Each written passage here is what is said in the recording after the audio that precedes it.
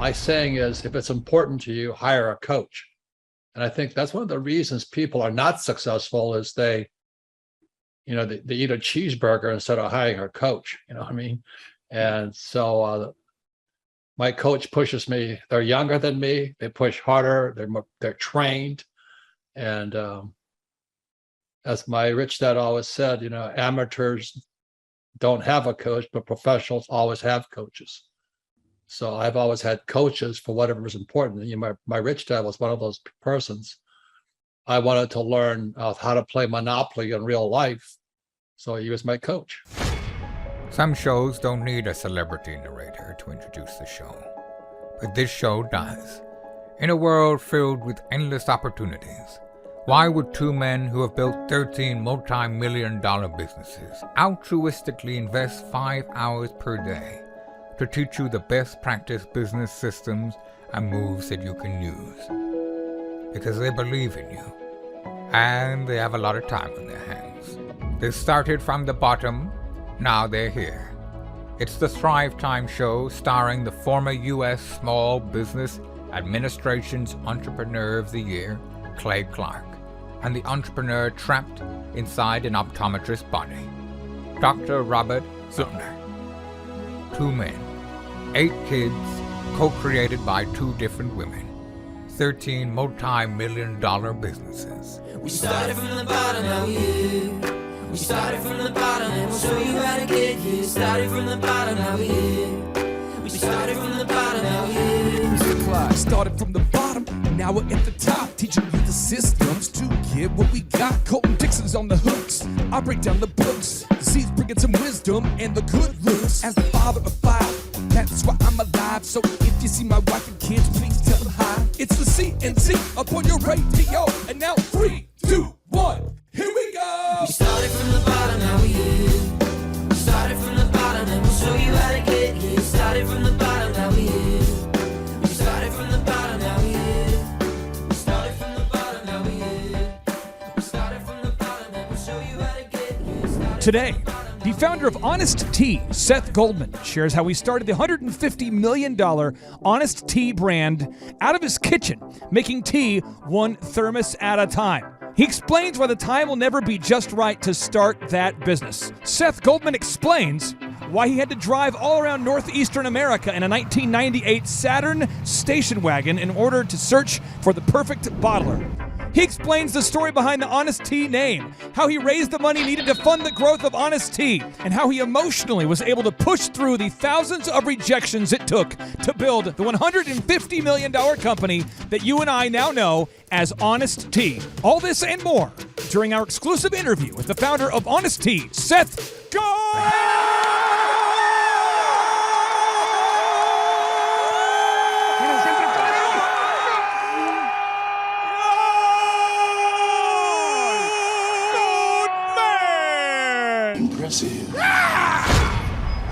Some shows don't need a celebrity narrator to introduce the show, but this show does.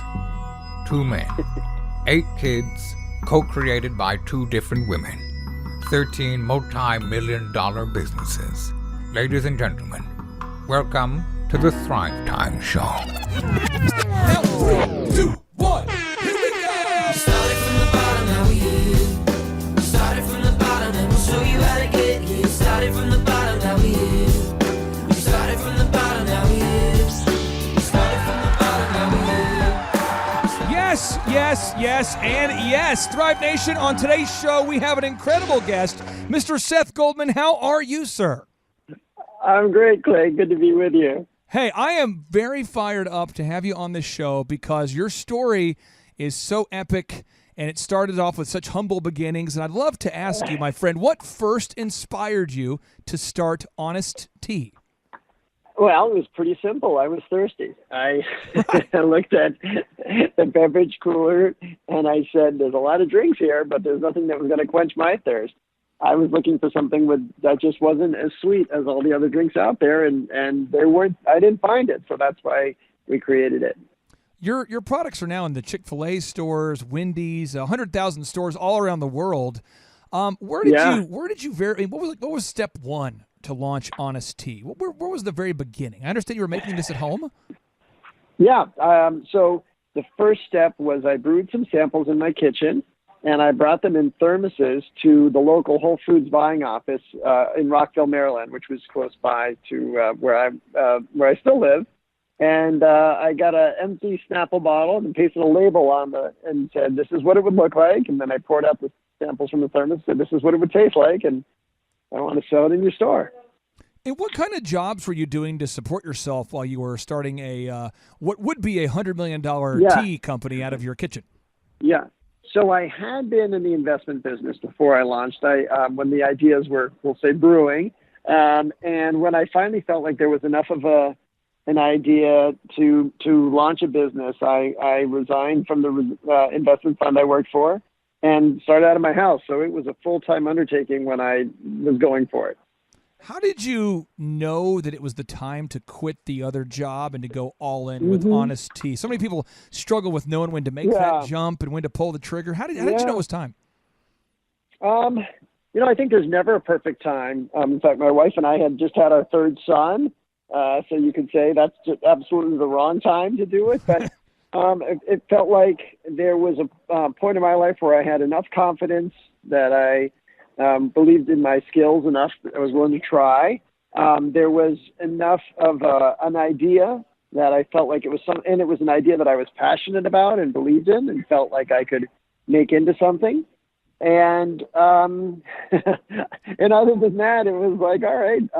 The other thing that very totally, coincidental or coincidentally happened was that I ended up getting a check from an investment my father had made.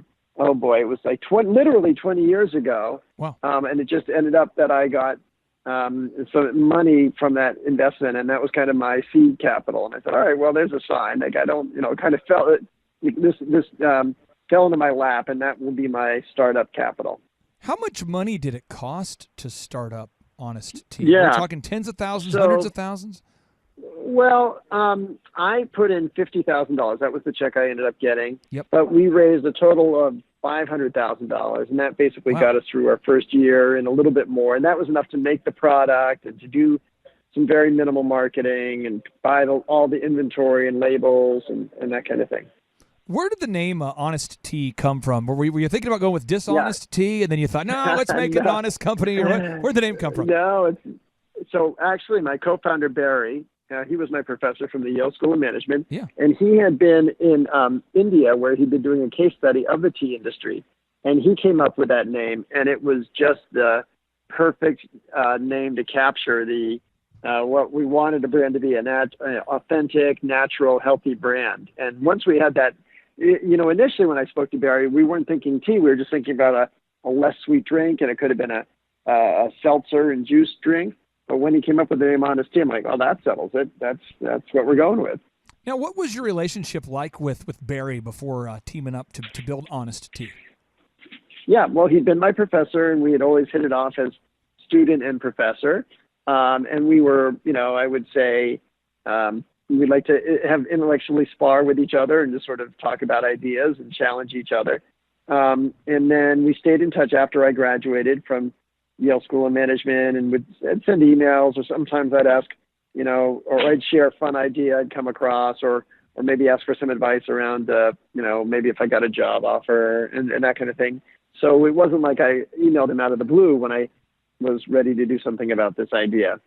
Now, a lot of people are out there, a lot of entrepreneurs. We have, 500,000 folks that will listen to this podcast every month, and I know a lot of them are saying, well, man, how did you even know what terms to offer people when you're raising capital? Is there a certain formula you give people out there? Because there's so many different approaches. I just like to get your approach on if you're an entrepreneur out there trying to raise capital. What's the best? We did something a little different, and it was creative, and it worked out, but it was risky. And it's as one of our investors said, it was an equity structure that only a game theorist would love. Well, Barry is a game theorist, so that made sense that we offered it. What we did is we said, look, we don't know how valuable this company is going to be. What most entrepreneurs do when they start up is they basically issue themselves what's called penny stocks and just give themselves a ton of equity. And we said, we're going to invest in this company at the same terms as all the other investors. Oh, wow.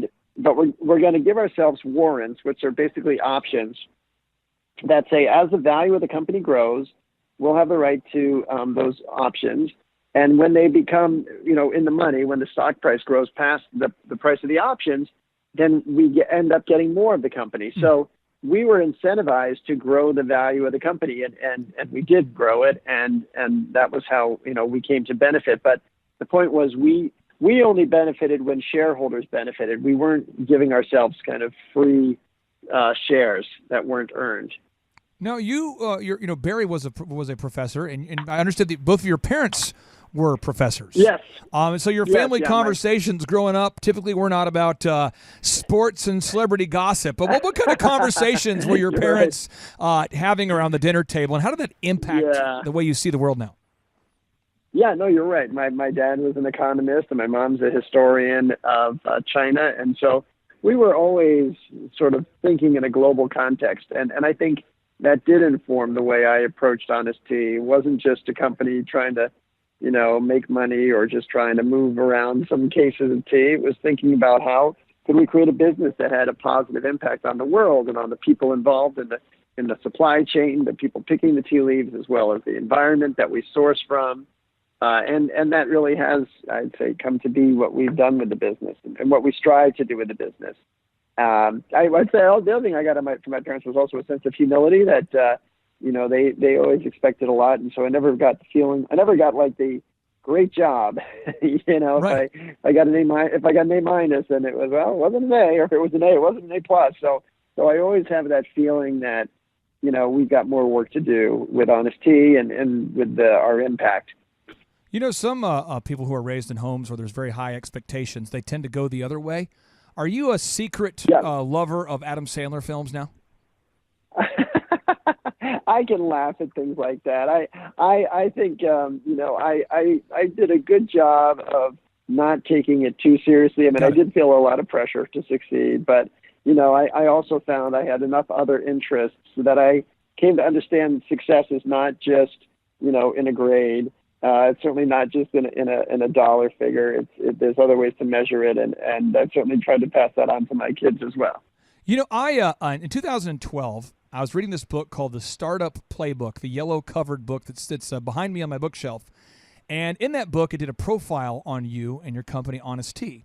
And there's one line in that book that really blew my mind. It said that you set out to build a beverage company that would change the definition of what a beverage should be, that the standards you set for the company are immovable: fair trade, low sugar and caloric content, and a commitment to organic. I circled it, I highlighted it, I dog-eared it, and I thought, I want to interview this guy. So I would like to go through these three, because it sounds like that you're reading my wife's brain and you're scanning her brain and making that your values. So let's talk about fair trade first. What does it mean for you to be fair trade?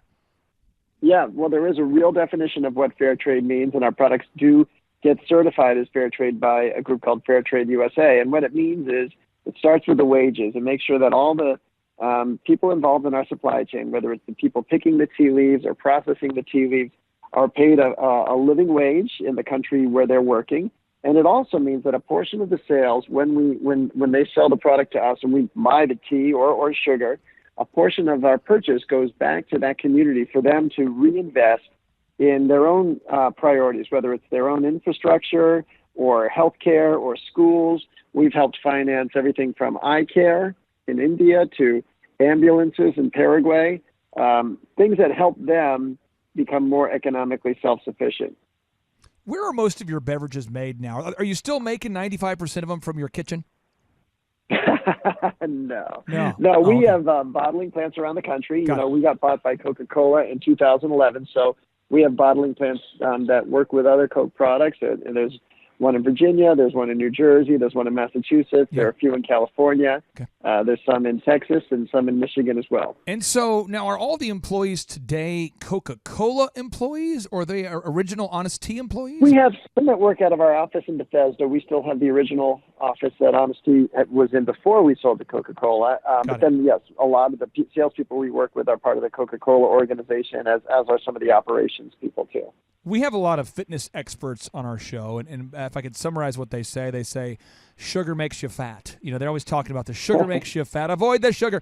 You decided to make your company low sugar, and to manage that caloric content before it was the fad. You were kind of like way ahead of the game. People were drinking this Honest Tea going, what in the crap? This doesn't have sugar in it. Can you talk to me about your commitment to be the low sugar and low caloric guy before that was a move? You were the inventor of the move. 21 years ago, when we were starting this company, every bottled tea was at 100 calories per 8 ounces. And so they were all super sweet. And so it really was starting from a place of just, let's just have something that doesn't taste as sweet. And of course, within that, a less sweet taste, obviously it does mean less sugar. And so, yeah, we definitely were doing it from a health perspective, but there was also just a taste profile perspective that we felt was relevant. And of course, today we've got even more varieties that are 0 calorie or unsweetened. And it is where consumers have shifted. But you're right. When you start out that way, it's hard because it's not where the majority of consumers are.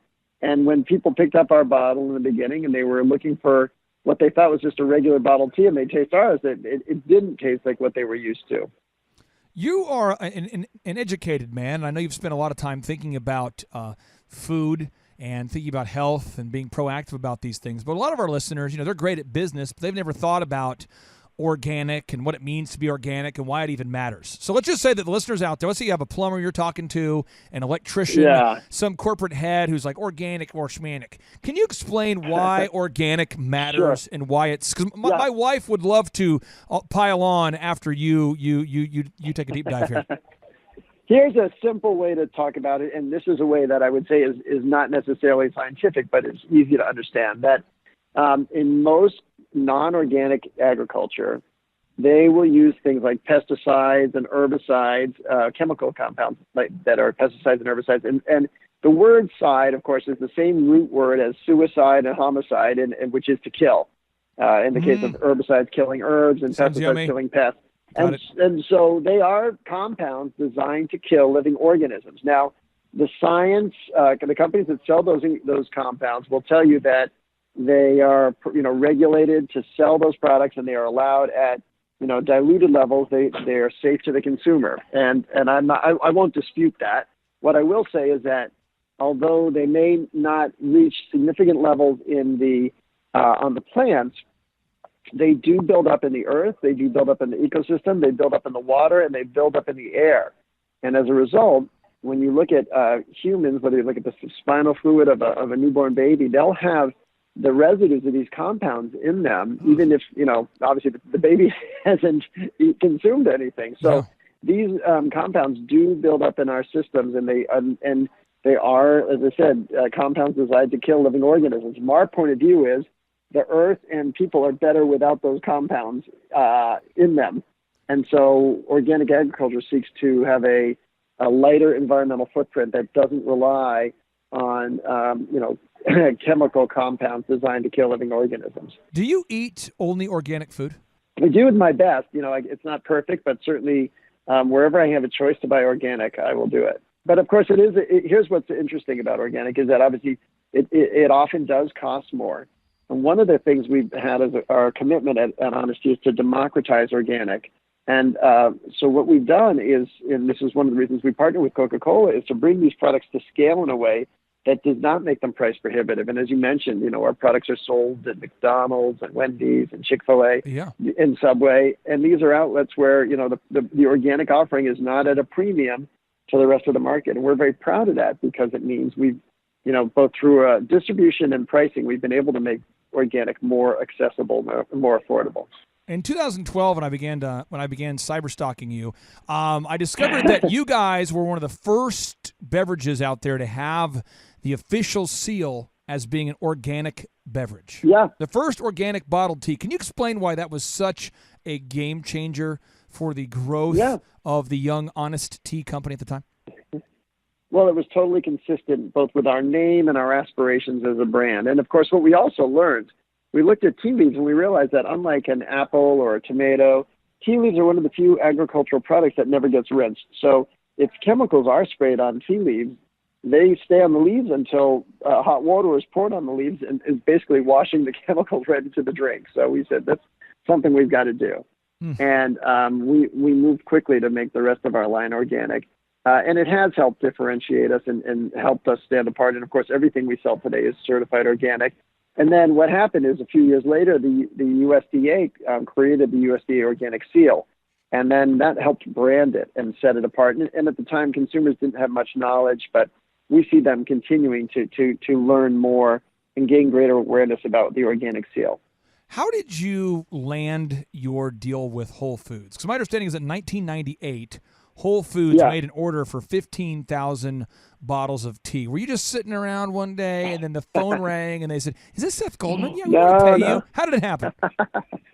No, so what happened is their head of marketing he went to the Yale School of Management. And so I had gotten to know him in DC. And so when I had this idea, I went out to lunch with him with some thermoses. And I said, I think there's an opportunity to sell this in your store. And he said, well, I can help you get the appointment. I can't help, you have to convince the buyer. And so I got to the buyer and I, poured out the samples. And as I said, used that Snapple bottle with a label on it and showed it to him. And the buyer was willing to take a gamble. He said, well, we'll take 15,000 bottles. What was funny though, is he said, we'll take the 15,000 bottles and we won't pay for them. But if they sell, then we'll pay you. And I said, well, I appreciate the part about taking the product.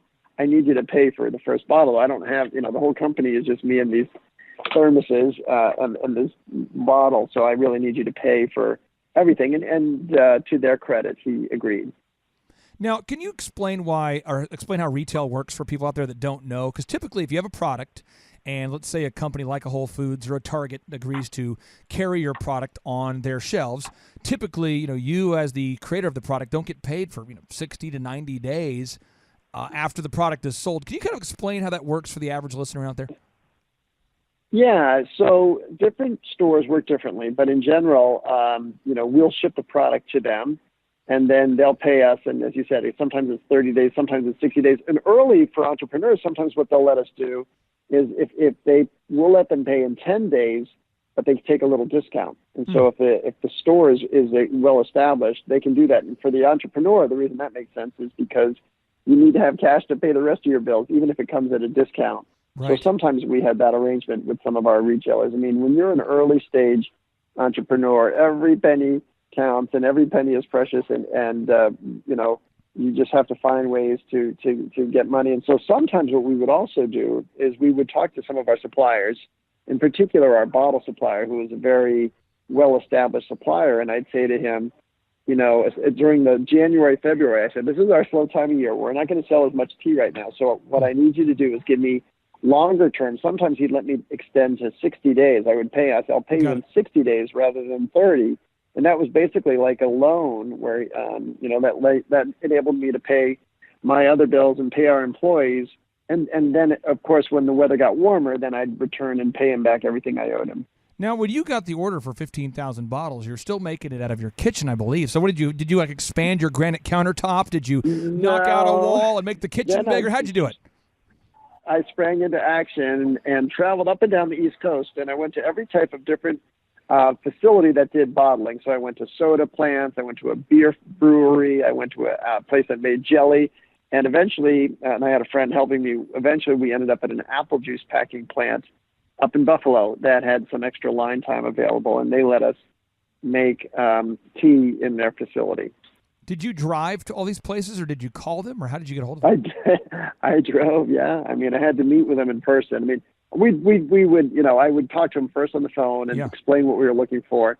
Yeah, first of all, if they returned my call, sometimes they wouldn't return the call, but when they did return the call, then I would, have the conversation. And if they felt like there was close enough alignment, then I'd go meet them in person. And, so much of this, like any entrepreneur, when you're starting out, because you don't have much to go on. And so you have to meet these people. You have to be able to demonstrate, that you're a genuine person and doing this the right way and have the, the right ideas behind it to build it. Because, these bottling plants, they have a lot of people who come through and they don't know if someone's for real or if someone's going to be able to pay them. That's often the case. They would insist on being paid up front.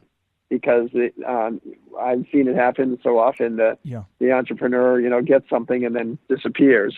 What kind of a sweet vehicle were you driving back then? Were you driving like a hatchback? We had a Saturn station wagon, and Nice. it was. In fact, what happened was I picked up our spices for our first production run. We had this wonderful chai recipe, but I ordered and picked up the spices from a spice warehouse in Baltimore, and I had to drive it up to Buffalo for 8 hours, and it was a freezing cold day, so I had to keep the windows closed for that 8-hour drive. And by the time I got up to Buffalo, that car had a permanent aroma of chai spice, which was very fragrant, Nice. but very strong. Strong with the ladies. Okay, so you're driving the Saturn station wagon. What year was this? Ooh, so this was 1998, right at the beginning of the business. Are you a big music And guy? oh yeah, I was listening to music, but partially because it's an 8-hour drive, so I had just there was a whole soundtrack for that year because I spent tons of time in the car. It was pretty intense. Did you listen to "My Heart Will Go On" by Celine Dion till your brain exploded that year back there in 1998? Or No, that was not the song that kept me going, but I heard a lot of U2. There was Matchbox 20 at 3 a.m., which yeah. always felt like it was my. I was hearing that at 3 a.m., so I related to it. Now, who are some of your favorite musicians that you like to listen to? Are you still a big Oh, Matchbox 20 guy, or what? Well, there's not as much of their recent stuff, but I love Tom Petty. Oh, I still like U2. Got it. But yeah.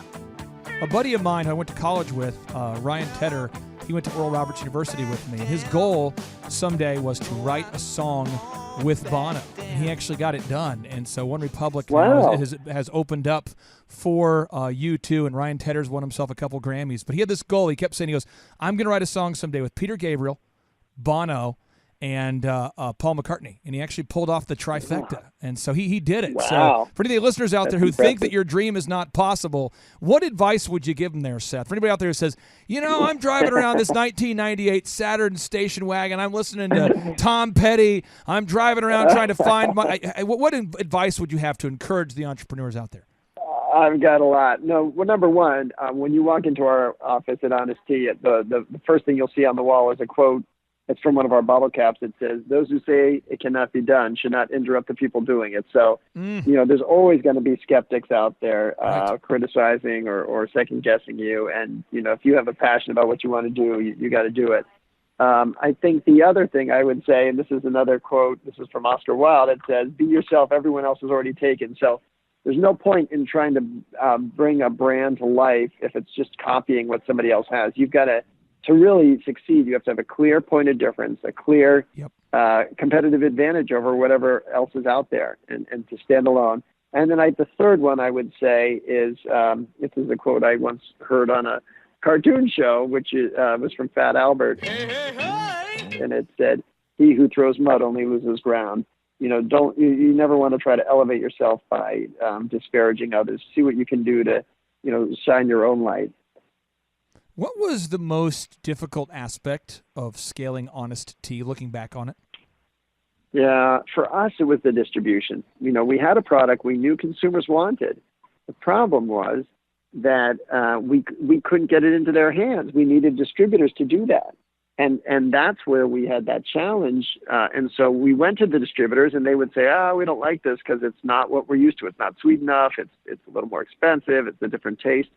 And so we had to basically go around the beverage distributors to get to market. And we ended up working with charcoal distributors or cheese distributors or corned beef distributors, just anybody else who was going to the shelf. And eventually the beverage distributors started taking us on. But we had to earn that opportunity, and we did it by basically, going around them. When the wall was put up in front of us, we went around it. Did you cold call everybody? Did you show up? What was your moves to get a hold of It these was a different little bit of distributors? everything. I would say I was pretty good at stalking as well. So there was one particular distributor here Nice. in the DC Mid-Atlantic area, and I would hang out in their lobby, and the general manager would come in and say, "You here again?" And eventually he got the message I wasn't going to go away until he gave us a shot, and it was a big breakthrough for us when we got it.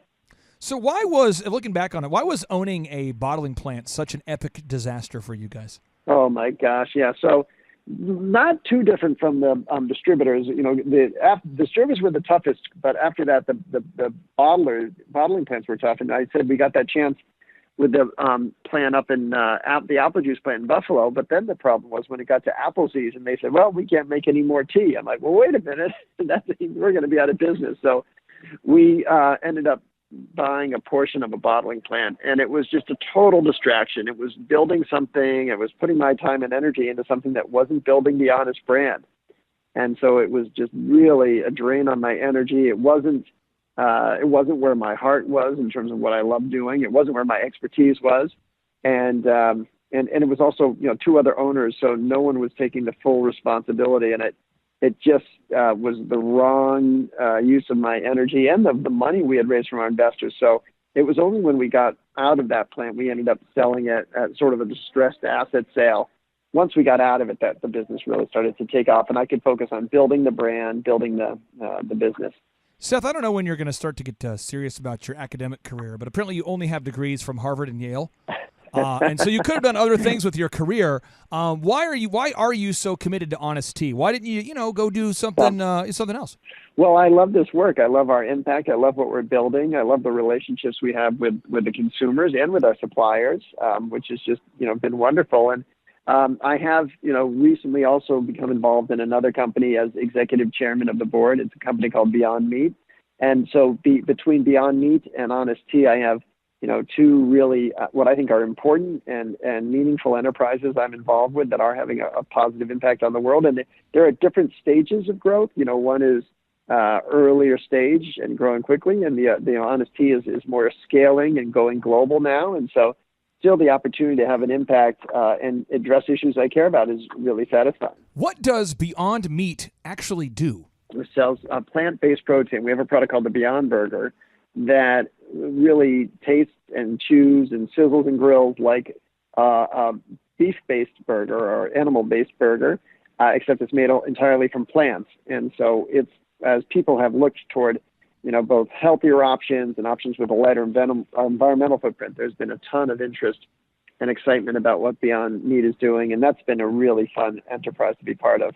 Is it a comparable prices as meat? If I'm going to get like a Beyond Meat hamburger, does it taste similar? Is it similar price or? Yeah, it tastes similar, and it is. I would say it's slightly more expensive as any new technology is, whether it's a phone or going back to what we talked about with organics. It starts out that way, but we just launched the Beyond Burger at Carl's Jr. Across the country, and that's exciting because 1,100 restaurants, and that is it's called fast food, and so it is, priced at it's more expensive than the typical beef patty, but it isn't out of, it's not out of an affordable range.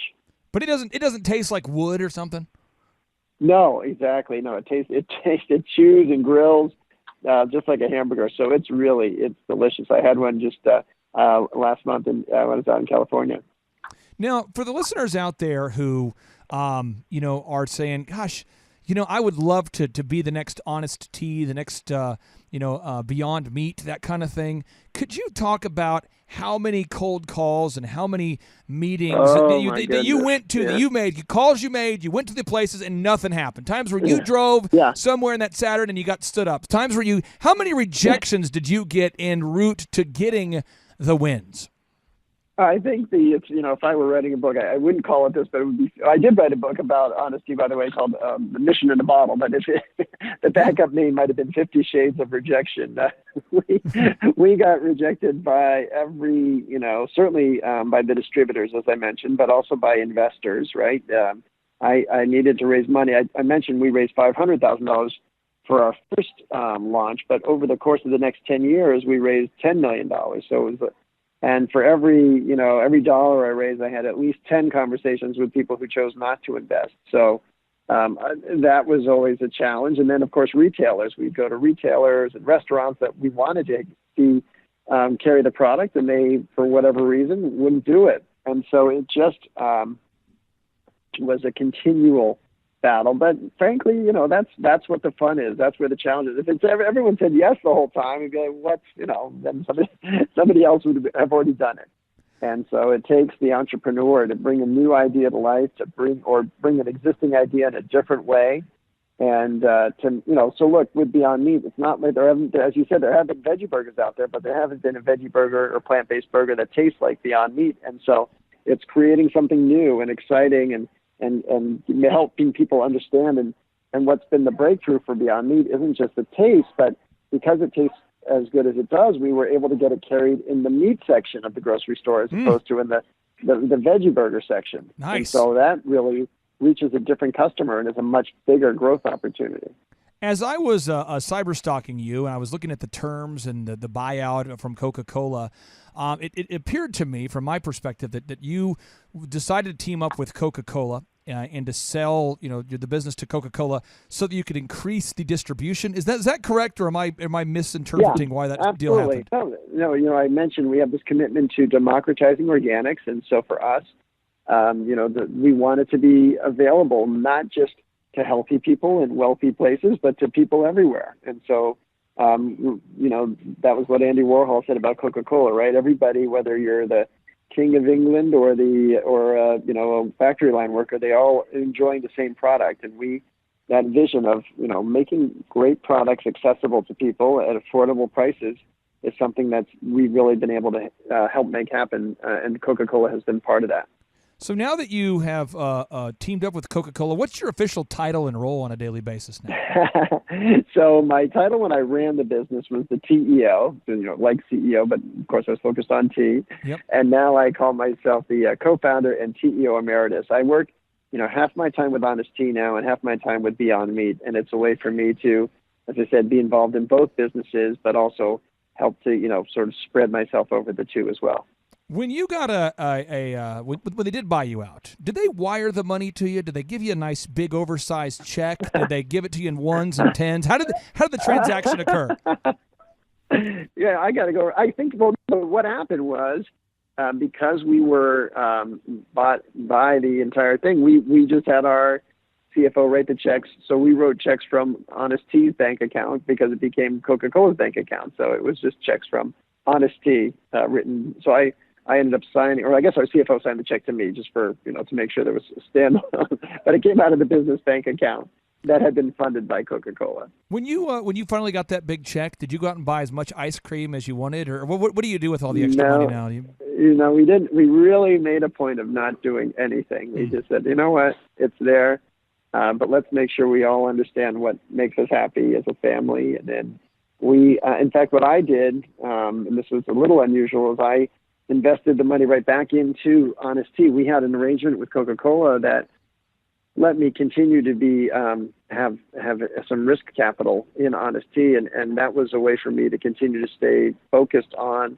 the business, thinking about it like it was still my money and still my business, and I think that helped keep me engaged and helped me keep me connected to the brand. And of course, here I'm speaking to you now, 11 years since Coca-Cola invested, and I'm still involved with the brand. And that's unusual, right? Most of the time when an entrepreneur sells a business, they go on to the next thing or go golfing or bowling or yachting or whatever. I thought you were going to become a rapper. That's what I thought you would do as your career 2.0. We do have a rap online there, by the way, if you haven't seen it. It was, but we did that from Honest Tea. It's a fun one called Rethink What You Drink. But nice. But I have, for me, this is work I really do enjoy, and this is what has enabled, me to feel, sense of completeness and happiness. So why change what makes you happy? Well, final 3 rapid fire questions for you here is how do you organize the first 4 hours of a typical day, or how did you when you were growing Honest Tea before the business was acquired? What time did you wake up? How did you organize the first 4 hours of your day? Mostly the same, same as it was 20 years ago. So, my wife and I wake up early, usually before 6 o'clock, because at least when the kids were home, we had to get up and exercise before they were awake. So that usually meant we would get up, we'd make the bed together, because no matter what happens in the day, we could get home and at least go to bed in a bed that looked like it was, well made. Then I'd go out and exercise for usually an hour. And that always gives me a chance to clear my head, to be able to, usually by myself, just, get out, work out my tensions, physical tensions, or sort of psychological tensions. Yeah. And then be able to spend some time when the boys were at home, be able to talk with them and just share a few ideas about the day or just read a little bit about the news going on in the world. Then, and this is something that it still is the case, I would bike to work. And for me, that was just a great transition. So it sort of, I'm not stuck in traffic. I don't have to worry about parking. How long are we talking about here? Are you biking like a half hour or an hour or? No. So here in Bethesda with Honest Tea, it's literally just a 10-minute ride. Okay. In California, where it would be on meat, it is probably closer to a 30-minute ride. But for me, it's the ride is this wonderful transition, either from home to work or from work to home, and it just lets me so that when I walk in the door of either place, I'm ready to go. I've gone through that enough of a transition that I'm able to be ready. And be present. Now, what you're an educated guy. You've read tons of books, but is there a specific book for any of the entrepreneurs out there that are maybe struggling to get that traction with their product? It's a great product. Everyone says, "Oh, I love your product," but they're struggling to kind of get that traction. Is there a specific book or documentary or something that you would recommend all the entrepreneurs should check out? Well, the book I love is it's called The Wild by Jack London, and it's you may not think of it as an entrepreneur, but it's the story about a dog who kind of reconnects with his instincts that are ingrained in him but have kind of been suppressed. And I think most entrepreneurs do have to go with instincts on a lot of work, and a lot of times, especially in a corporate environment, you're often discouraged to go with your instincts. And so, I think part of being an entrepreneur is getting back in touch with your instincts. And so I love that as a way to spur people toward more creative thinking and more, feeling it from the gut versus just sort of, as I said, a company like Coca-Cola would never have come across the idea of Honest Tea on its own because the market research isn't going to tell you people want a less sweet drink. Market research and focus groups would have highlighted that people like a sweeter taste. And of course, we've demonstrated there is an appetite for a less sweet drink, but it wasn't through any focus groups. Now, my final two questions here, it's kind of a two-part question here. Okay, so here we go. You right now, all the entrepreneurs out there are listening. You've got the mic here, and our listeners are very action oriented. Do you want them to check out Beyond Meat? Is there a certain website to go to? Do you want to direct them to check out one of your books? What action step would you invite all the entrepreneurs to take? Well, certainly as an entrepreneur, if you're serious about being in food, you should see our book, Mission in a Bottle. It is a story of the first 10 years of Honest Tea, and it's written as a comic book, so it was a really fun and engaging way to share our story. And then I think I would encourage people to buy or visit honesttea.com for Honest Tea and beyondmeat.com because these are two products, each in their own category, that are disruptive. They went into existing categories, in a case of bottled tea or beverages, and then meat, and found a new way to bring a product to life. And you have to really look for whatever category you're going into and think about, can I bring out something that is distinct and different and enough that it clearly represents something new in the marketplace? And if you can't answer yes to that, I would encourage you to go back to the drawing board. Final part of my question here. You're a guy, you have the time freedom to do what you want to do now. You've probably thought about your rap career. What would be your rap name if you launched your rap career today? What would be your rap name? I don't even know how exactly it came across, but for some reason my friends named me Dr. Bet McGee. I don't really know what that came from. So that's the name of record on if you go to YouTube and you look up Honest Tea Rap, you'll see that's what. What was the name? What was the name? Dr. Bet McGee. I think it was I'm not a doctor, but it was this. I can't even explain the origins of it. It really was one of those things. It just sort of came up. I would have guessed that. It's me. It seems like a reasonable guess. Well, thank you so much, Seth, for being on the show. We'd love to have you on again sometime in the future, and we hope that this really benefits your organizations. And again, just thank you so much for investing your time with all of our listeners today. Thank you, Clay. It was really fun to be with you. Now, if you have just listened to today's podcast, I want you to be a doer and not just a hearer of what we just learned. You see, Seth Goldman, if you listen to the podcast, he got rejected by hundreds and hundreds of people en route to building a $150 million brand that we know today. But he got hundreds and hundreds of rejections. It wasn't like that he had some amazing sales pitch that allowed him to avoid rejections. He got rejected all the time. And then when he's trying to raise money, he got rejected all the time. When he tried to get in stores, he got rejected all the time. And if you're out there and you fear rejection, so therefore you never ask for the deal, you never make the cold call, you never make the pitch, you ultimately will end up living your entire life as a rejection. So the key to not becoming an intender who loses all the time is to actually get a ton of rejections. Think about that. The most successful people that we've interviewed on this show all have been rejected more than anybody else. Therefore, the people who many would say are the biggest losers, the people who are rejected the most, actually are the biggest winners. So I ask you today, how many times are you willing to be told no before you get that yes? How bad do you want it? How bad do you really want it? How many rejections are you willing to get today?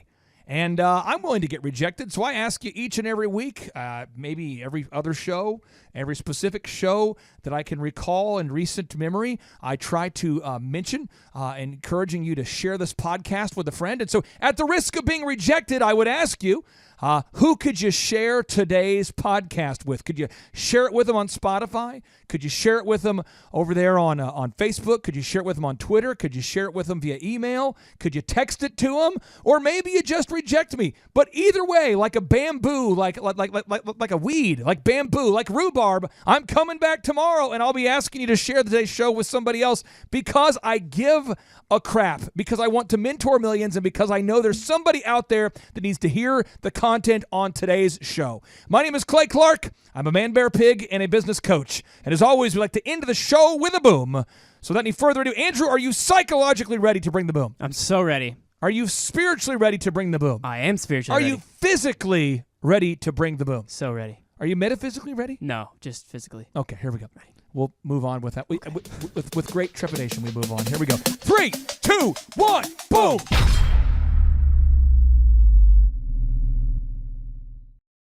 All right, Thrive Nation, I want to tell you a story today about a gentleman I had the opportunity to meet years and years ago, and he has really scaled his company.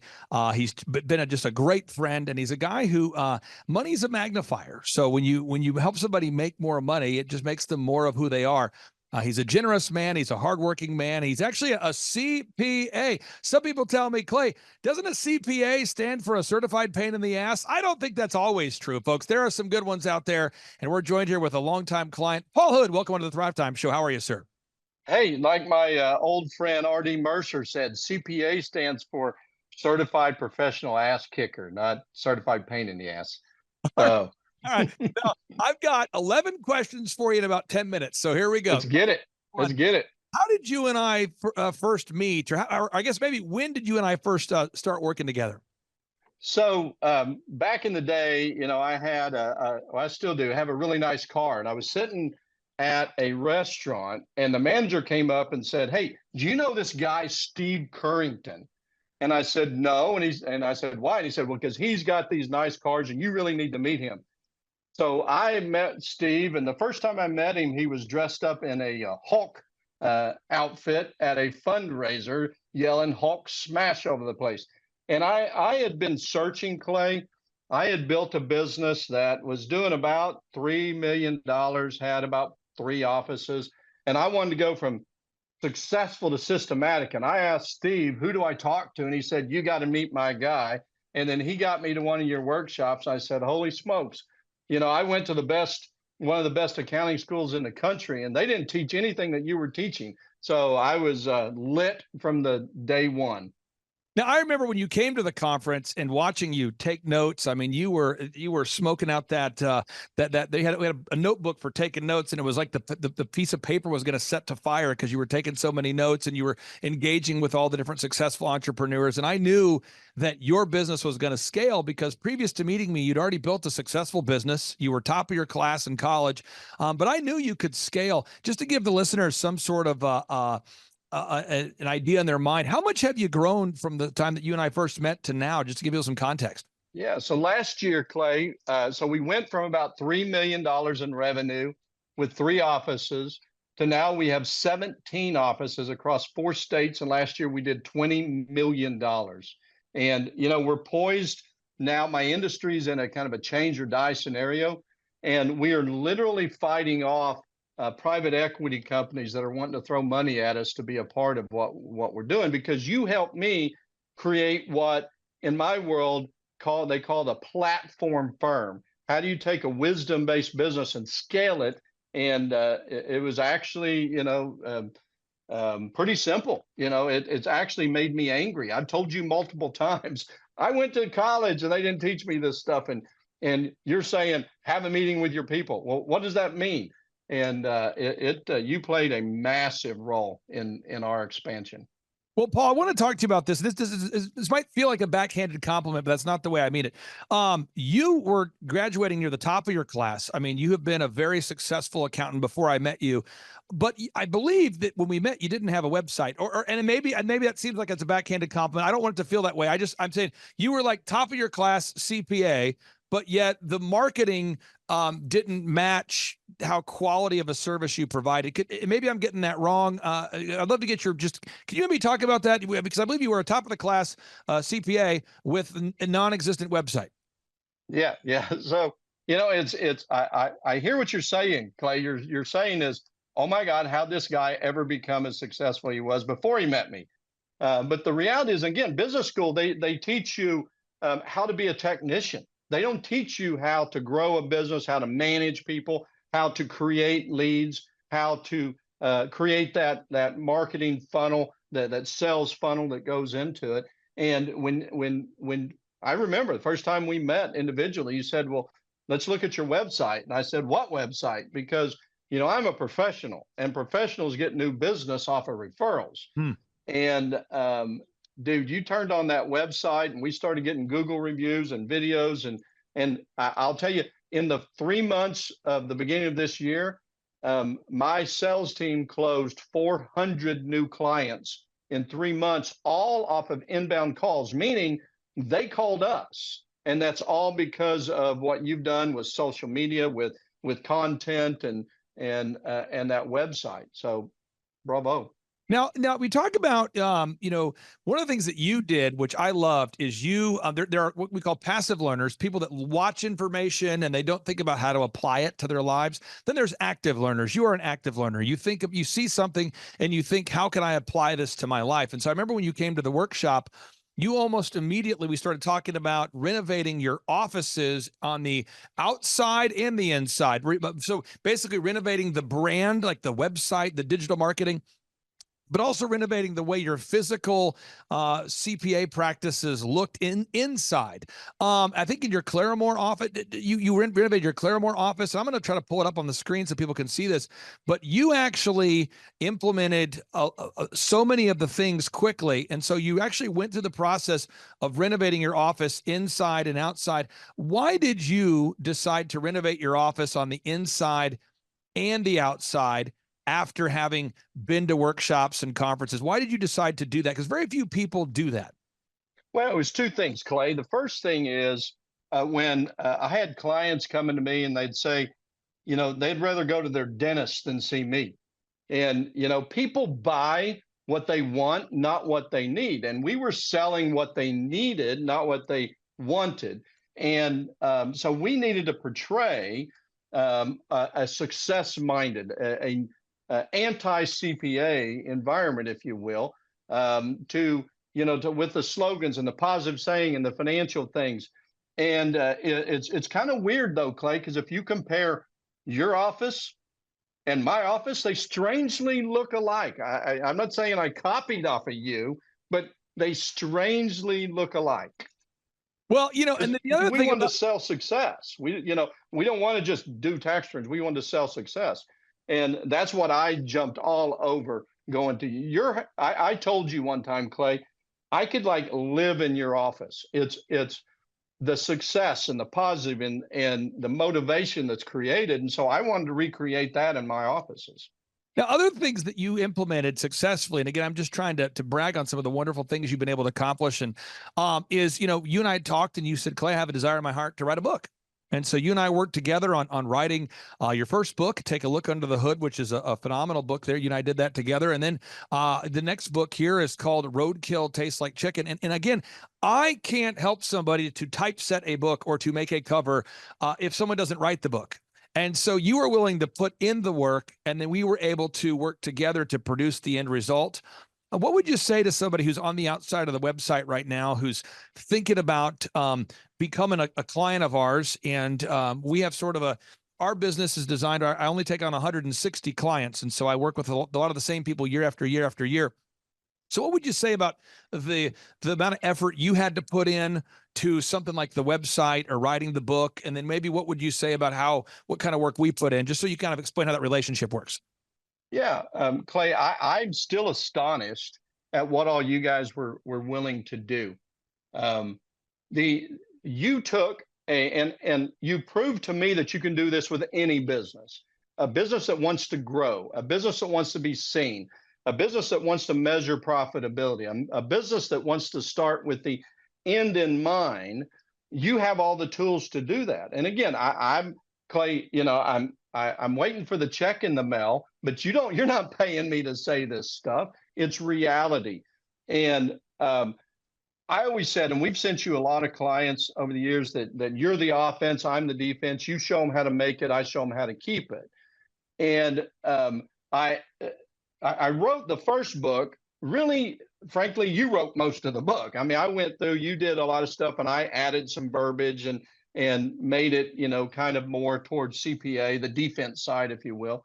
And in the second book, you taught me that it's not about making money. It's about sowing seeds. It's about changing people's lives. It's about one of the first things that you and I talked about is, why am I wanting to do this? What's the intent?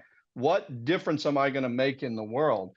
And with wealth, when you create wealth, you get attention, and therefore people give you credibility, and they're more apt to do, what you advise.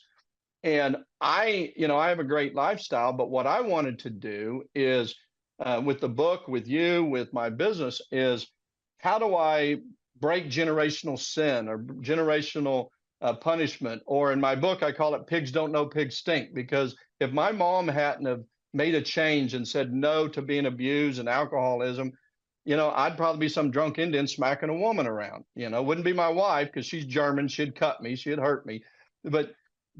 And now I've got a college degree, and all my kids have college degrees. And so it's beyond just, I feel like people owe it not only to themselves, to their community, to their family, to people they don't even know, to be successful, and then to sow those seeds of success into other people. And frankly, Clay, I admire you. I am astounded by your knowledge and how you can take a business from where I was to where I am now. And, it's all about sharing life's successes, because you can create wealth and benefit the world. But if you can teach other people to create wealth and how to benefit the world, that's amazing. So bravo to you, Clay. I appreciate that very much. I got three final questions for you. Three final questions. I want to tap into your wisdom on this. One of the things about your business that blew my mind is that if we typed in Tulsa CPAs into Google or whatever market you're in, we couldn't find you. So it's kind of hard for people sometimes to grasp the idea that the best accountant isn't findable, the best dentist isn't findable. People typically, they go to Google, they type in the search term, and whatever comes up top, that's who they call. And I wanted to ask you if you could share about the impact that search engine optimization maybe has had on your business, because I think a lot of dentists, doctors, lawyers, photographers, web developers, people I meet at conferences, we just had a big conference with Tim Tebow last week, and I meet these people who are the best chiropractor in their area, the best neurosurgeon, the best whatever, and people can't find them. Could you talk about the impact that search engine optimization has made on the business? It's immeasurable, Clay. Earlier I had mentioned we brought in like 400 new clients organically in 3 months, 2.5 months. All of them were what's called inbound leads, meaning they reached out to me. They weren't referred to me by another client. They were actually Googled and, CPAs, and they looked at reviews and videos.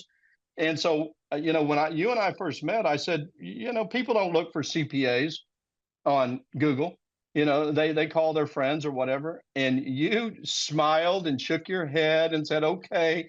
And you set out to prove me wrong, and you did. And so anybody, especially in the service business, you can call me, and I'll tell you that I didn't believe Clay Clark for a minute, but it has magnified the reach that we have. And what it's done for us, Clay, it's allowed us to be selective on what clients we take.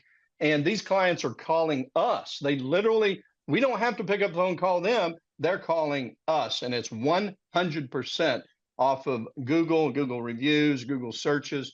So I'll admit it right here. You proved me wrong. People do look for CPAs off of Google. They look for doctors, dentists, attorneys as well. Now, my final 90 seconds here for you in the hot seat. The conferences. Dr. Zellner participates in the conferences. We've had Tim Tebow, Michael Levine. We've had the head of Harley Davidson. I mean, over the years, we just continue to bring in new folks. But when you get past the big names, could you maybe describe what the conferences are like, or what kind of an impact the conferences had on your business? Yeah. So the main thing is, as a business owner, there's plenty of times I felt like I'm alone. There's nobody that thinks like me. I've got great staff, but, they go home at the end of the day, and you fight negativity and all that. And you don't know what you're doing. Nobody taught me how to be a successful business owner in business school. And then I go to your workshop. It's positive. I'm surrounded by forward, positive thinking, hardworking, success-minded people. And then you start laying out the very simplistic methodologies, because Clay, you taught me there is a pattern to success. And here's what you do. And in your workshops, for the price, my gosh, you need to quadruple the cost of that going in there, because if somebody, now here's what I really like about it. I'm not an excuse maker. I don't make excuses. And a lot of people like to go and, I can't do it. I don't know what I'm doing. Or my mama couldn't, my dad couldn't, so I can't. And your workshops take all excuses away. All you got to do is be willing to put in some effort and show up. There's a pattern to success. It's teachable, it's replicatable, and it's engaging. I would absolutely recommend anybody and everybody to go to your workshop, because one, you're going to walk out of there, you're going to be on fire, you're ready to go. But Clay, you give practical steps on what to do. And all they got to do is do it. And that's what I did, even though I didn't believe you. And you proved me wrong. And here we are. We're 5 times the size we were when, like 7 times almost the size we were when we met you a few years ago. Final question for you. People, when they think about growing a business, they think about sales, they think about marketing, they think about accounting, they think about workflow, they think about human resources, they think about public speaking, they think about PR, they think about social media ads. And people always ask me, they go, okay, so you help people with workflows, or they'll go, okay, so you're the website guy, or you're the book writing guy, or you're the whatever guy. How would you describe what it is that our business coaching platform does, or what it's done for you? So what you've done for me, and what I've seen you do for clients, is you clearly define the success pattern. The success pattern that you taught me is you define where you're at, you define where you want to go, you create a plan, you execute the plan, you measure results, you modify the plan. In that plan, there's a lot of consistencies, no matter if you're a pool business, if you're a lawn business, or you're a CPA. And so what you did was, and I'm a proponent of going to college, especially as a CPA, you have to.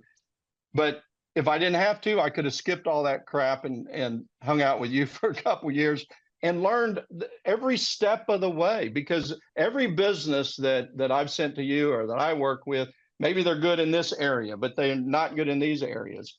And so to be able to bring the thing full circle, regardless, and Clay, and again, this is a compliment. You've done this with many, many different businesses. You're the guy that takes away excuses. If you want to be successful, there's a pattern. Show up, do the work, modify your plan, and reap the rewards. Paul, I really do appreciate you. And I want people to know about the resources that you provide. You have a wonderful team there at hoodcpas.com, hoodcpas.com. We have, typically about 1 million listeners that will listen to this show on a typical week or every couple of weeks. What are the solutions that you provide there at paulhood.com, paulhood.com? Well, so what we do is we're different than most CPAs because my industry is in really a change or die scenario. 75% of CPAs are at above retirement age. There's about 90% of the firms that are out there are potential acquisition targets. So what we have to do is we have to re-envision, and you help me with this, re-envision what we do. We sell success, Clay, just like you do. We're not marketing people, though. So like I said, you're the offense, we're the defense. We teach people how to minimize their income tax, how to maximize returns. How do you keep more, save more, and protect more? And we do it in a format, Clay, that's a membership type model to where it's a fixed fee. So every time you call us, you're not getting a bill. And the same thing, it's very predictable. Keep more, save more, protect more, not just do your tax return.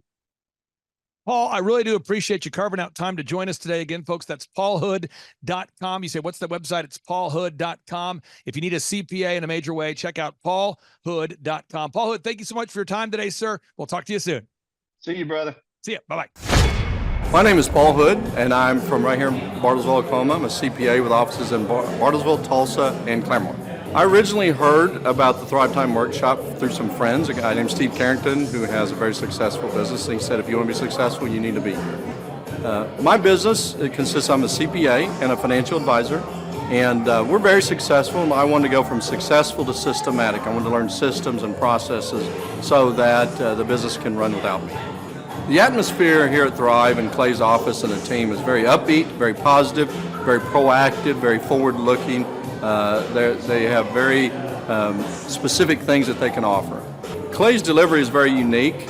He's one of the most intelligent people I've ever met, but he's also one of the funniest guys I've ever met. So he combines those in a very awesome way. One of the most valuable things I've learned at the workshop is to be very deliberate, to be very specific, to have a plan in mind, and then they can help you put together the processes to get it done.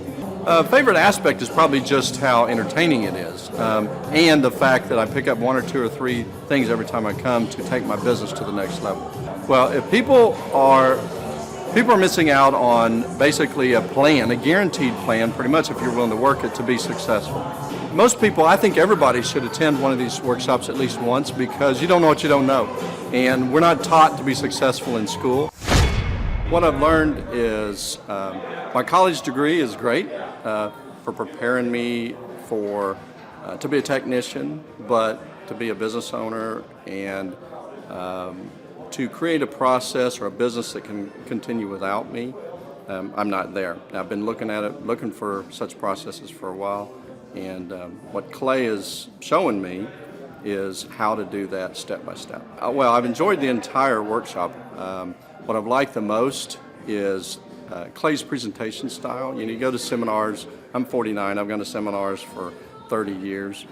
And this is the first seminar I've gone to that is entertaining, both entertaining and it's very usable information. The atmosphere of Thrive headquarters is really actually kind of convincing me to change the atmosphere of my offices, even though they're traditional CPA practices.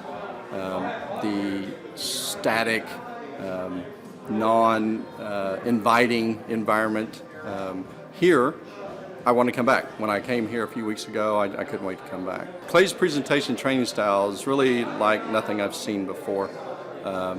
Most business seminars I've gone to, suit and tie, very, try to stay awake, drink a bunch of cups of coffee, but Clay's very entertaining.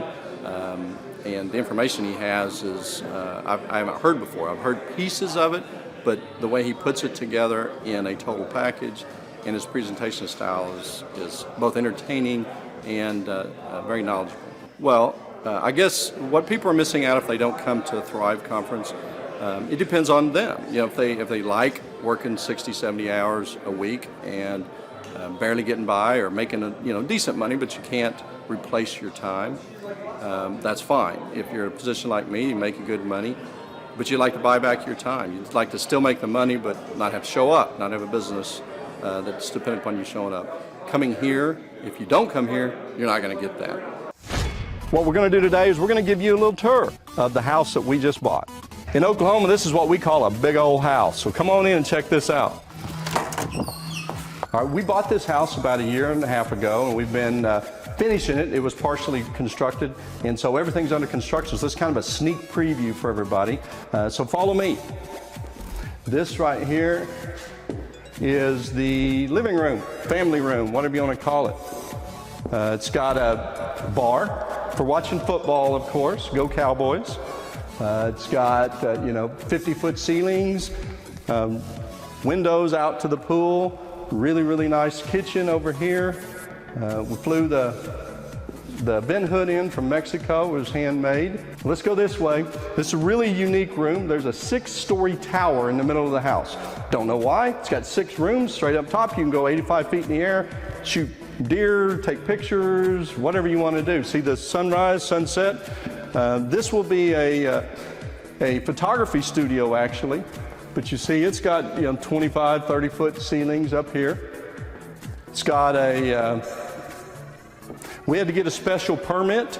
It's got a elevator that goes up 6 floors. Normally in a residence, you can only get like a 3 or 4-story elevator. Again, just 6 rooms like this. On the 3rd floor, I'm going to have, I suck at golf. I love golf, but I suck at golf. And we're going to have a golf simulator up there so I can play golf for 30 minutes and I get mad and I can leave, but it's all inside and air conditioned.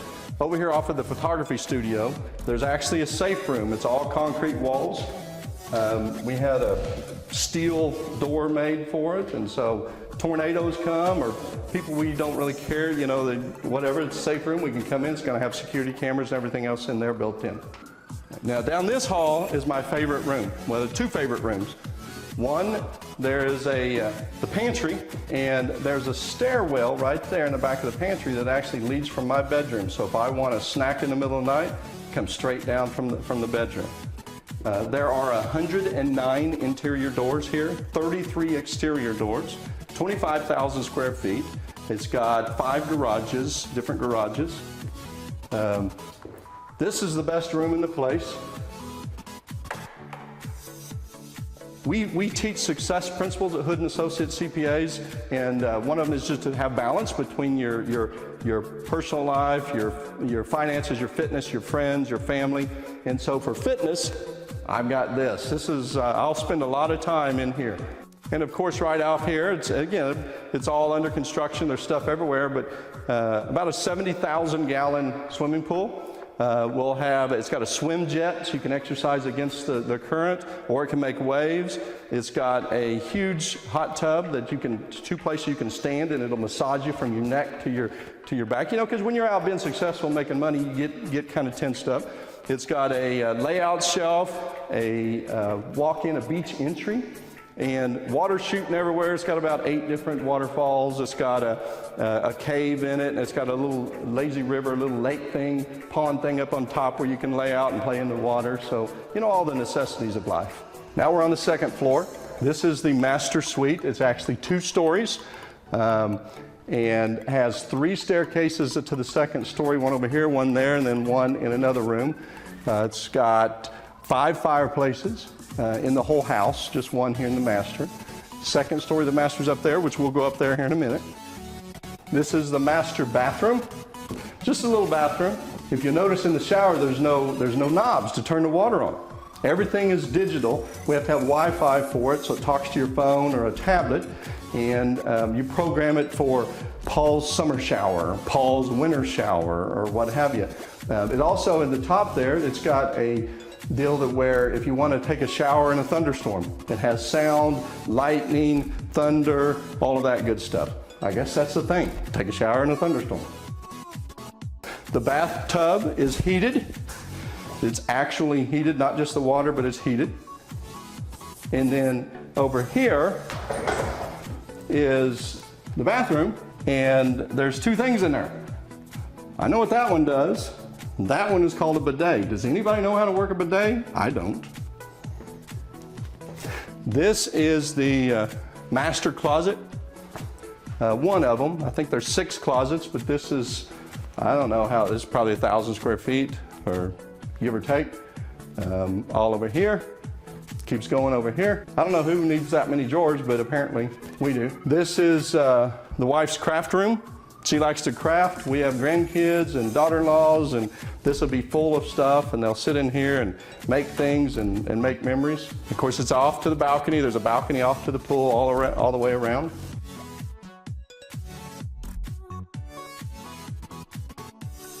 Those of you that know me or that will get to know me know I like shoes, and so there's tons of places to put my shoes in that closet. That's what I'm excited about.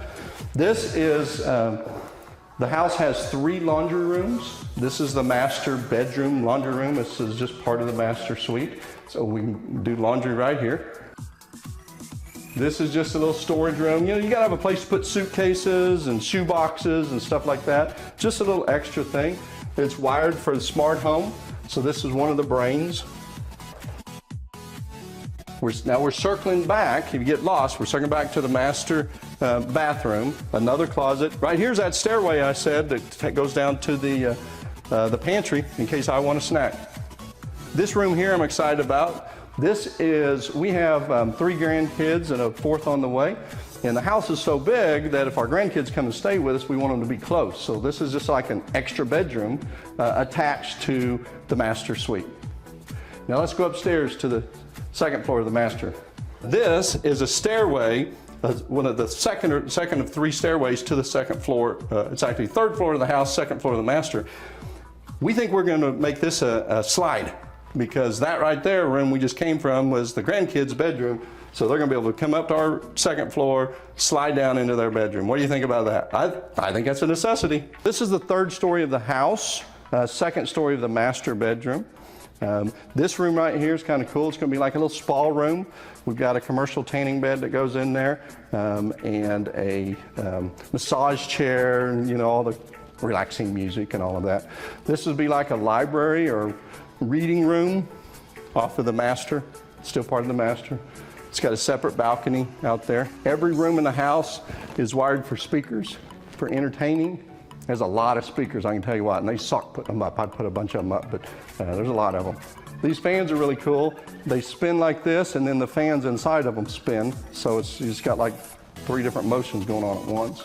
Okay, so we're now back on the 2nd story of the house, over by the tower. This is my office. This is where my office will be. And then we can go over here and you can see the 2nd floor of the tower. Now on the 3rd floor of the tower, I'm going to put a golf simulator, like I said earlier, because I suck at golf, but I want to play. But you can see, we just got to keep our grandkids, because we have 3 granddaughters, they'll be okay, but I have a grandson coming, and I know he's going to want to be climbing. We're going to have to be careful of that. This is this will be just an entertaining room, a game room. There'll be a pool table here. Kids play Fortnite. Now over here is, when you have a game room, you also got to have a place to have snacks. So this is our snack kitchen. This is one of 3 kitchens in the house. Like I say, there's 3 laundry rooms, 3 kitchens. There are 13 bathrooms. This is kind of cool. But this is for entertaining. I was looking to learn how to take my business, like they've said today, from being very successful to being systematic. I've got a very successful practice in 3 different cities, make good money. Just want to take it to the next level with systems and processes to where I can drive my cars more.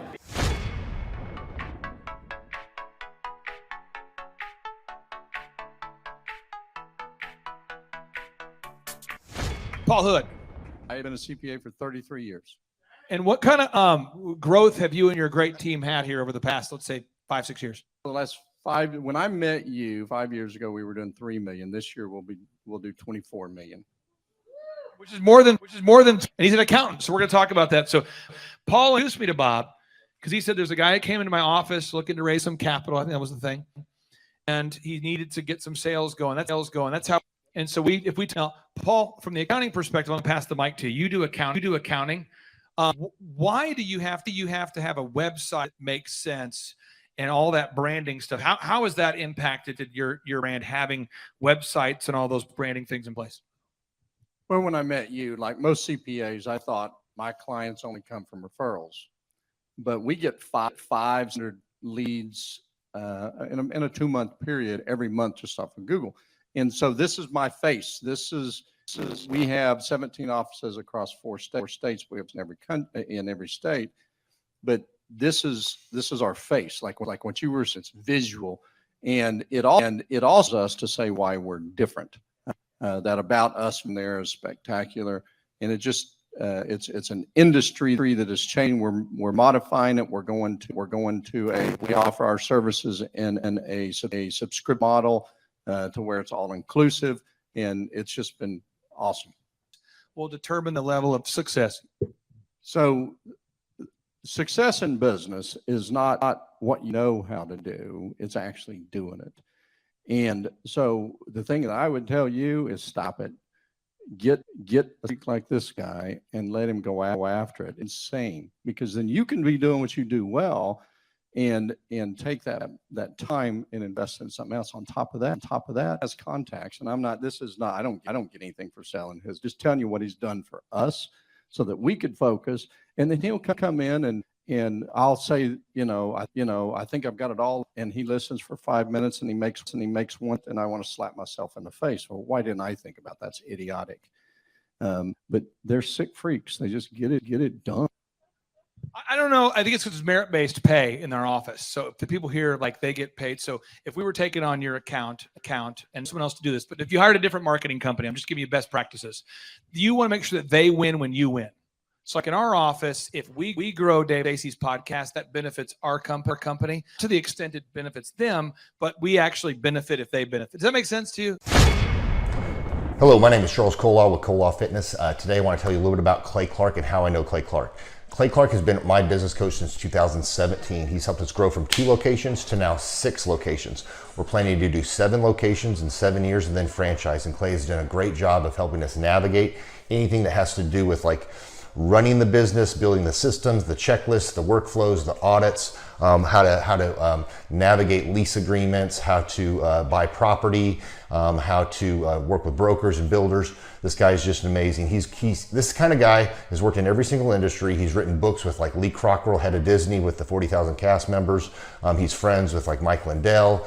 He does Reawaken America tours, where he does these tours all across the country where 10,000 or more people show up to some of these tours. On the day-to-day, he does anywhere from about 160 companies. He's at the top. He has a team of business coaches, videographers, and graphic designers and web developers, and they run 160 companies every single week. So think of this guy with a team of business coaches running 160 companies. So in the weekly, he's running 160 companies. Every 6 to 8 weeks, he's doing Reawaken America tours. Every 6 to 8 weeks, he's also doing business conferences where 200 people show up, and he teaches people a 13-step proven system that he's done and worked with billionaires, helping them grow their companies. So I've seen guys from startups go from startup to being multimillionaires, teaching people how to get time freedom and financial freedom through the system. Critical thinking, document creation, putting it into organizing everything in their head to building into a franchisable, scalable business. Like one of his businesses has like 500 franchises. That's just one of the companies or brands that he works with. So amazing guy. Elon Musk kind of like smart guy. He kind of comes off sometimes as socially awkward, but he's so brilliant and he's taught me so much. When I say that, like Clay is like, he doesn't care what people think when you're talking to him. He cares about where you're going in your life and where he can get you to go. And that's what I like most about him. He's like a good coach. A coach isn't just making you feel good all the time. A coach is actually helping you get to the best you. And Clay has been an amazing business coach. Through the course of that, we became friends. I was really most impressed with him is when I was shadowing him one time. We went into a business deal and listened to it. I got to shadow and listen to it. And when we walked out, I knew that he could make millions on the deal. And they were super excited about working with him. And he told me, he's like, I'm not going to touch it. I'm going to turn it down because he knew it was going to harm the common good of people in the long run. And the guy's integrity just really wowed me. It brought tears to my eyes to see that this guy, his highest desire was to do what's right. And anyways, just an amazing man. So anyways, impacted me a lot. He's helped navigate anytime I've got nervous or worried about how to run the company or you know, navigating competition and an economy that's like, I remember we got closed down for 3 months. He helped us navigate on how to stay open, how to get back open, how to just survive through all the COVID shutdowns, lockdowns, because our clubs were all closed for 3 months, and you have $350,000 of bills you've got to pay, and we have no accounts receivable. He helped us navigate that, and of course we were conservative enough that we could afford to take that on for a period of time. But it was, anyways, great man. I'm very impressed with him. So Clay, thank you for everything you're doing, and I encourage you, if you haven't ever worked with Clay, work with Clay. He's going to help magnify you, and there's nobody I have ever met that has the ability to work as hard as he does. He probably sleeps 4, maybe 6 hours a day, and literally the rest of the time he's working, and he can outwork everybody in the room every single day, and he loves it. So anyways, this is Charles Kola with Kola Fitness. Thank you, Clay, and anybody out there that's wanting to work with Clay, it's a great opportunity to ever work with him. So you guys have a blessed one. This is Charles Kola. We'll see you guys. Bye-bye. Hi, I'm Aaron Antis with Shaw Homes. I first heard about Clay through a mortgage lender here in town who had told me what a great job he had been doing for them, and I actually noticed he was driving a Lamborghini all of a sudden, so I was willing to listen. In my career, I've sold a little over $800 million in real estate. So honestly, I thought I kind of knew everything about marketing and homes. And then I met Clay, and my perception of what I knew and what I could do definitely changed. After doing $800 million in sales over a 15-year career, I really thought I knew what I was doing. I've been managing a large team of salespeople for the last 10 years here with Shaw Homes. And I mean, we've been a company that's been in business for 35 years. We've become one of the largest builders in the Tulsa area, and that was without Clay. So when I came to know Clay, I really thought, man, there's not much more I need to know, but I'm willing to listen. The interesting thing is our internet leads from our website has actually, in a 4-month period of time, has gone from somewhere around 10 to 15 leads in a month to 180 internet leads in a month. Just from the few things that he's shown us how to implement that I honestly probably never would have come up with on my own. So I got a lot of good things to say about the system that Clay put in place with us, and it's just been an incredible experience. I am very glad that we met and had the opportunity to work with Clay. So the interaction with the team and with Clay on a weekly basis is honestly very enlightening. One of the things that I love about Clay's perspective on things is that he doesn't come from my industry. He's not somebody who's in the home building industry. I've listened to all the experts in my field. Our company has paid for me to go to seminars, international builder shows, all kinds of places where I've had the opportunity to learn from the experts in my industry. But the thing that I found working with Clay is that he comes from such a broad spectrum of working with so many different types of businesses that he has a perspective that's difficult for me to gain because I get so entrenched in what I do, I'm not paying attention to what other leading industry experts are doing. And Clay really brings that perspective for me. It is very valuable time every week when I get that hour with him. From my perspective, the reason that any business owner who's thinking about hooking up with Thrive needs to definitely consider it is because the results that we've gotten in a very short period of time are honestly monumental. It has really exceeded my wildest expectation of what he might be able to do. I came in skeptical because I'm very pragmatic, and as I've gone through the process over just a few months, I've realized it's probably one of the best moves we've ever made. I think a lot of people probably feel like they don't need a business or marketing consultant because they maybe are a little bit prideful and like to think they know everything. I know that's how I felt coming in. I mean, we're a big company that's definitely one of the largest in town, And so we kind of felt like we knew what we were doing. And I think for a lot of people, they let their ego get in the way of listening to somebody that might have a better or different perspective than theirs. I would just really encourage you, if you're thinking about working with clay, I mean, the thing is, it's month to month. Go give it a try and see what happens. I think in the 35-year history of Shaw Homes, this is probably the best thing that's happened to us. And I know if you give them a shot, I think you'll feel the same way. I know for me, the thing I would have missed out on if I didn't work with clay is I would have missed out on literally an 1,800% increase in our internet leads, going from 10 a month to 180 a month. That would have been a huge financial decision to just decide not to give it a shot. I would absolutely recommend Clay Clark to anybody who's thinking about working with somebody in marketing. I would skip over anybody else you were thinking about, and I would go straight to Clay and his team. I guarantee you're not going to regret it, because we sure haven't. My name is Danielle Sprick, and I am the founder of D. Sprick Realty Group here in Tulsa, Oklahoma.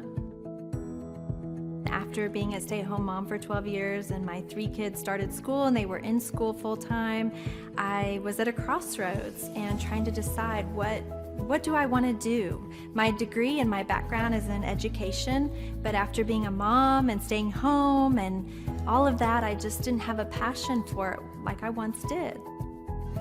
My husband suggested real estate. He's a home builder, so real estate and home building go hand in hand, and we just rolled with it. I love people, I love working with people, I love building relationships, but one thing that was really difficult for me was the business side of things. The processes and the advertising and marketing. I knew that I did not have what I needed to make that what it should be. So I reached out to Clay at that time, and he and his team have been extremely instrumental in helping us build our brand, help market our business, our agents, the homes that we represent. Everything that we do is a direct line from Clay and his team and all that they've done for us.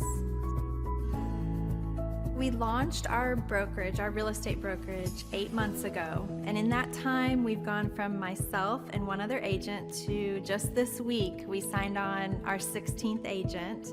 We have been blessed with the fact that we right now have just over 10 million in pending transactions. 3 years ago, I never would have even imagined that I would be in this role that I'm in today, building a business, having 16 agents. But I have to give credit where credit's due, and Clay and his team and the business coaching that they've offered us has been huge. It's been instrumental in what we're doing. Don't ever limit your vision. When you dream big, big things happen. I started a business because I couldn't work for anyone else. I do things my way. I do what I think is in the best interest of the patient. I don't answer to insurance companies. I don't answer to large corporate organizations. I answer to my patient, and that's it. My thought when I opened my clinic was I can do this all myself. I don't need additional outside help in many ways. I went to medical school. I can figure this out. But it was a very, very steep learning curve. Within the first 6 months of opening my clinic, I had a $63,000 embezzlement. I lost multiple employees. Clay helped us weather the storm of some of the things that are just a lot of people experience, especially in the medical world. He was instrumental in helping with the specific written business plan. He's been instrumental in hiring good quality employees, using the processes that he outlines for getting in good talent, which is extremely difficult. He helped me in securing the business loans. He helped me with web development and search engine optimization. We've been able to really keep a steady stream of clients coming in because they found us on the web. With everything that I encountered, everything that I experienced, I quickly learned it is worth every penny to have someone in your team that can walk you through and even avoid some of the pitfalls that are almost invariable in starting your own business. I'm Dr. Chad Edwards, and I own Revolution Health and Wellness Clinic. JT, do you know what time it is? 4:10. It's Tebow time in Tulsa, Jerusalem, baby. Tim Tebow is coming to Tulsa, Oklahoma. Whoa. During the month of Christmas, December 5th and 6th, 2024, Tim Tebow is coming to Tulsa, Oklahoma in the 2-day interactive Thrivetime Show Business Growth Workshop. Yes, folks, put it in your calendar. This December, the month of Christmas, December 5th and 6th, Tim Tebow is coming to Tulsa, Oklahoma in the Thrivetime Show 2-day interactive business growth workshop. Whoa. We've been doing business conferences here since 2005. I've been hosting business conferences since 2005. What year were you born? 1995. Dude, I've been hosting business conferences since you were 10 years old. And a lot of people, have followed Tim Tebow's football career on the field and off the field. And off the field, the guy's been just as successful as he has been on the field. Now, the big question is, JT, how does he do it? Well, they're going to have to come and find out because I don't know. Well, I'm just saying, Tim Tebow's going to teach us how he organizes his day, how he organizes his life, how he's proactive with his faith, his family, his finances. He's going to walk us through his mindset that he brings into the gym, into business. It is going to be a blasty blast in Tulsa, Jerusalem.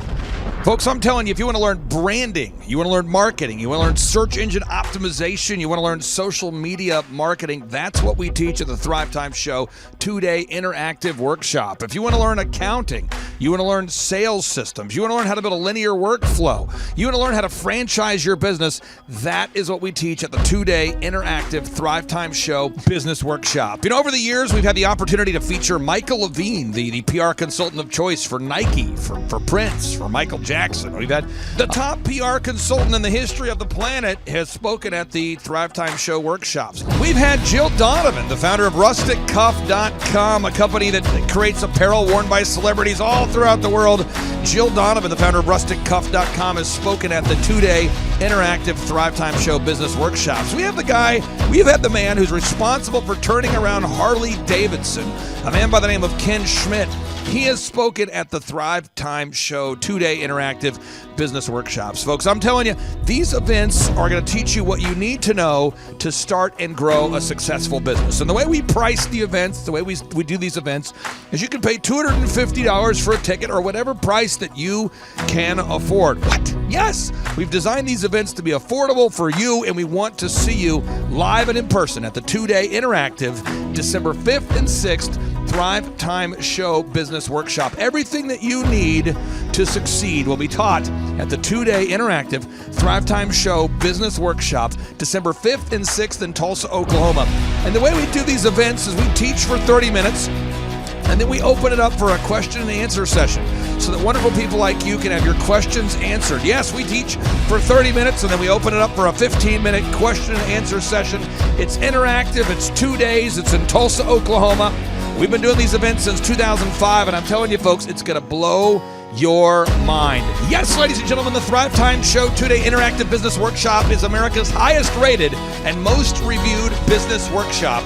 See the thousands of video testimonials from real people just like you who've been able to build multi-million-dollar companies. Watch those testimonials today at thrivetimeshow.com. Simply by clicking on the testimonials button right there at thrivetimeshow.com, you're going to see thousands of people just like you who've been able to go from just surviving to thriving. Whoa. Each and every day, we're going to add more and more speakers to this all-star lineup, but I encourage everybody out there today, get those tickets today. Go to thrivetimeshow.com. Again, that's thrivetimeshow.com. And some people might be saying, well, how do I do it? What do I do? How does it work? You just go to thrivetimeshow.com. Let's go there now. We're feeling the flow. We're going to thrivetimeshow.com. Again, you just go to thrivetimeshow.com. You click on the business conferences button, and you click on the request tickets button right there. The way I do our conferences is we tell people it's $250 to get a ticket. Yep. Or whatever price that you can afford. And the reason why I do that is I grew up without money. JT, you're in the process of building a super successful company. Did you start out with $1 million in the bank account? No, I did not. Nope, did not get any loans, nothing like that. Did not get an inheritance from parents or anything like that. I had to work for it, and I'm super grateful. I came to a business conference. That's actually how I met you, met Peter Taunton. I met all these people. So if you're out there today and you want to come to our workshop, again, you just got to go to thrivetimeshow.com. You might say, well, who's speaking? We already covered that. You might say, where's it going to be? It's going to be in Tulsa, Jerusalem, Oklahoma. And someone says, Tulsa, Jerusalem. I'm really trying to rebrand Tulsa as Tulsa Jerusalem, sort of like the Jerusalem of America.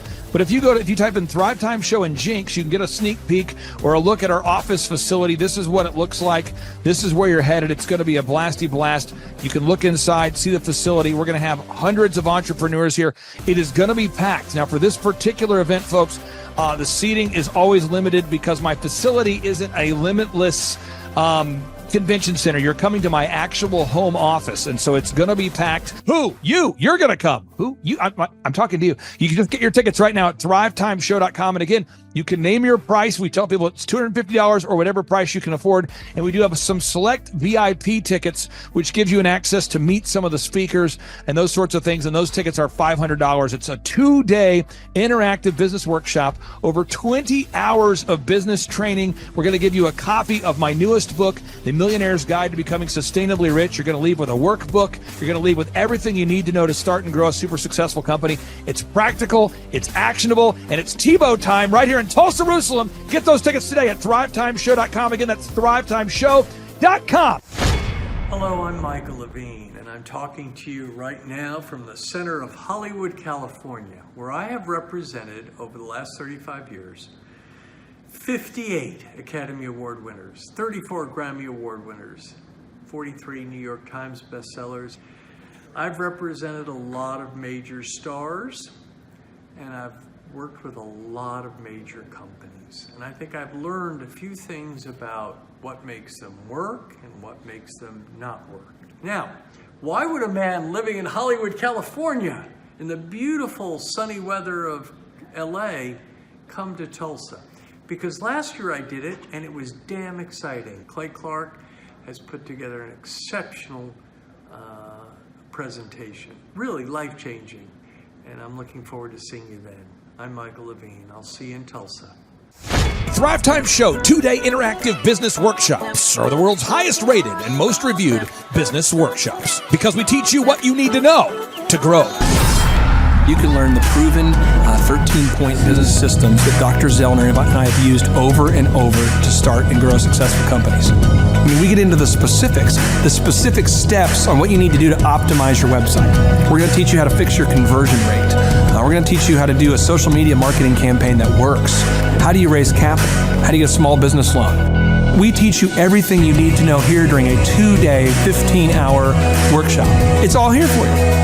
You work every day in your business, but for 2 days you can escape and work on your business and build these proven systems so now you can have a successful company that will produce both the time freedom and the financial freedom that you deserve. You're going to leave energized, motivated, but you're also going to leave empowered.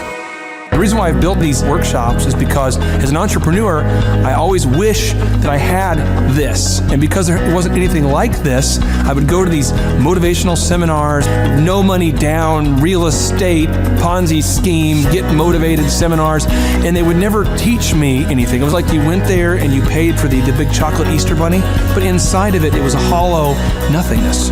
And I wanted the knowledge, and they're like, oh, but we'll teach you the knowledge after our next workshop. And the great thing is we have nothing to upsell. At every workshop, we teach you what you need to know. There's no one in the back of the room trying to sell you some next big get-rich-quick, walk-on-hot coals product. It's literally, we teach you the brass tacks, the specific stuff that you need to know to learn how to start and grow a business. And I encourage you to not believe what I'm saying, and I want you to Google the Z66 auto auction. I want you to Google elephant in the room. Look at Robert Zellner and Associates. Look them up and say, are they successful because they're geniuses, or are they successful because they have a proven system? When you do that research, you will discover that the same systems that we use in our own business can be used in your business.